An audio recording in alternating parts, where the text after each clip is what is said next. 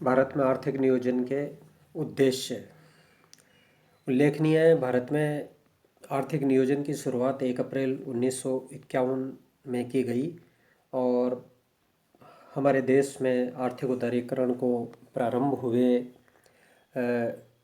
पूरे 7 दशक होने को है।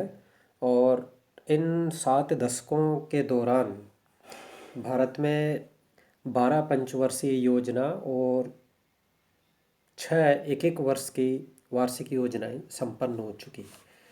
और आर्थिक नियोजन के इन वर्षों में आत्मसात की गई पंचवर्षीय योजनाएं और वार्षिक योजनाओं का जो उद्देश्य था, उनमें देशवासियों को अभावों से मुक्त कर यथोचित प्रतिष्ठा प्रदान करना ही आर्थिक नियोजन का प्रमुख लक्ष्य था।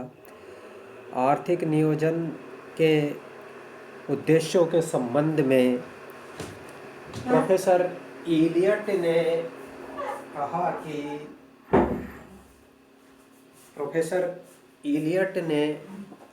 कहा कि नियोजन की क्रिया सोउद्देश्य क्रिया है। बिना उद्देश्यों के नियोजन के विषय में सोचना संभव नहीं है। और आर्थिक नियोजन के जो उद्देश्य होते हैं वो समय के बदलाव के साथ परिवर्तित होते हैं।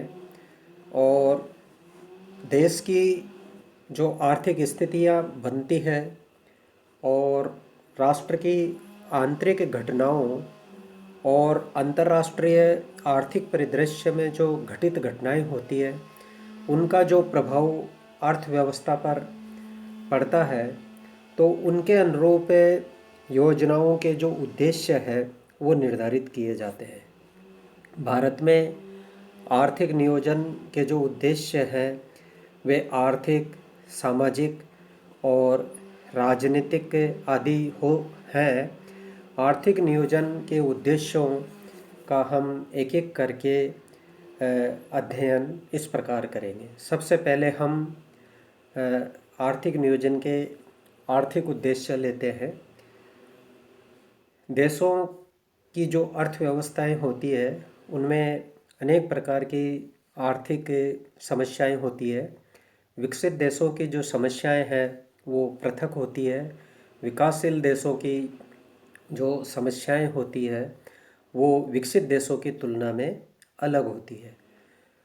भारत चूँकि जनाधिक्य की दृष्टि से और संसाधनों की दृष्टि से विश्व का बहुत बड़ा देश है, बहुत बड़ा प्रजातांत्रिक देश है और बड़ी अर्थव्यवस्था और बड़ी आबादी होने के कारण भारत में अनेक आर्थिक समस्याएं हैं। इनमें आर्थिक पिछड़ापन, गरीबी, बेरोजगारी, आर्थिक विषमता आदि मुख्य है।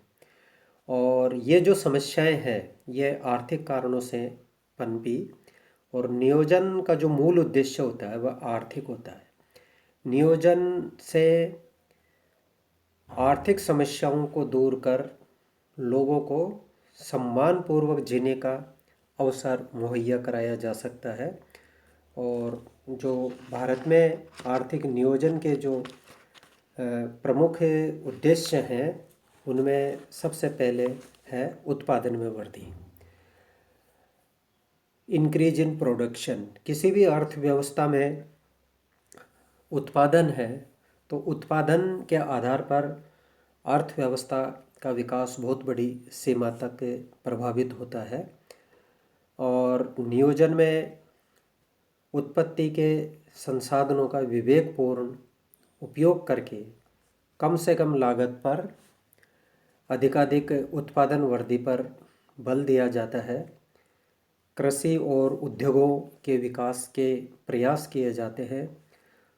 उत्पादन वृद्धि से लोगों को आवश्यक वस्तुएं पर्याप्त मात्रा में मुहैया होती है। इससे साधारण जनता को आर्थिक नियोजन के महत्व का आभास होता है और अधिकतम उत्पादन से सामाजिक समृद्धि भी आती है। दूसरा आर्थिक उद्देश्य है आधारभूत संरचना का विकास, डेवलपमेंट ऑफ इंफ्रास्ट्रक्चर। आधारभूत संरचना के अभाव में आर्थिक विकास संभव नहीं है, और विकास के लिए आज आधारभूत संरचना का जो विकास है वो एक अनिवार्य शर्त है। विकासशील देशों में आधारभूत संरचना के अभाव में विकास गति नहीं पकड़ पाता है, और आर्थिक नियोजन के उद्देश्यों में आर्थिक संरचना पर विशेष बल दिया जाता है। इनमें सड़कें, रेलवे, पेयजल, विद्युत आदि के विकास का लक्ष्य रखा जाता है, ताकि विकास की क्रियाओं में किसी प्रकार की बाधा नहीं हो। अगला उद्देश्य है रोजगार सृजन, एम्प्लॉयमेंट क्रिएशन।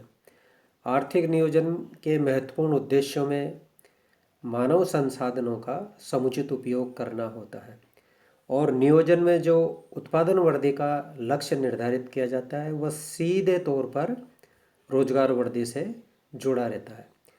नए क्षेत्रों में उद्योगों की स्थापना पर बल दिया जाता है, और वर्तमान में जो उद्योग है उनकी उत्पादन क्षमता में वृद्धि के लक्ष्य निर्धारित किए जाते हैं, और नए उद्योगों की स्थापना से और उत्पादन क्षमता में वृद्धि से रोजगार के अवसरों में वृद्धि होती है।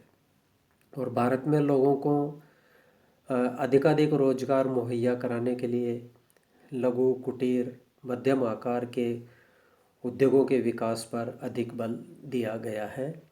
गुन्नार मिर्डल ने कहा है, गुन्नार मिर्डल ख्यात स्वीडन के अर्थशास्त्री है, जिनको अर्थशास्त्र में नोबेल पुरस्कार मिला था।